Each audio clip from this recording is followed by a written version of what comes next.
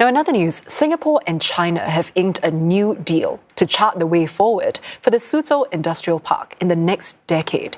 This comes as the first government-to-government project between the two countries marks its 30th anniversary. Singapore Senior Minister Loong spoke at a commemorative event in Suzhou today.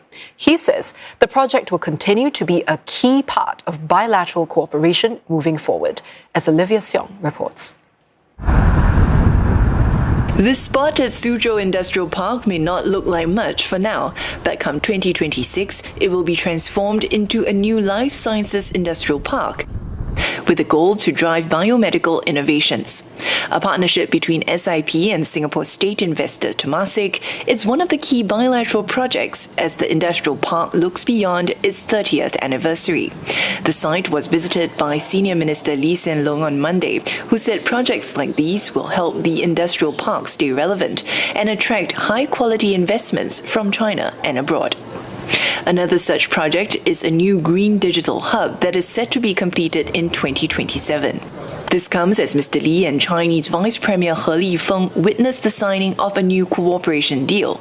It serves as a blueprint for the park in the next 10 years, with plans to grow sectors like biomedical sciences and the green and digital economy. Mr. Li also spoke at an event attended by over 200 government and business leaders and recalled how he had been involved in the early days of the project. Seeing how initial concepts and dreams had become a living, vibrant reality filled me with pride and joy. Looking ahead, Mr. Li said China is facing very different challenges compared to the start of its reform and opening up journey. In the 1980s, China saw rapid economic expansion, but today it is dealing with slower growth and a more complicated external environment. However, Mr. Li noted it would be short-sighted and unwise to write off China. Singapore continues to have confidence in China's future.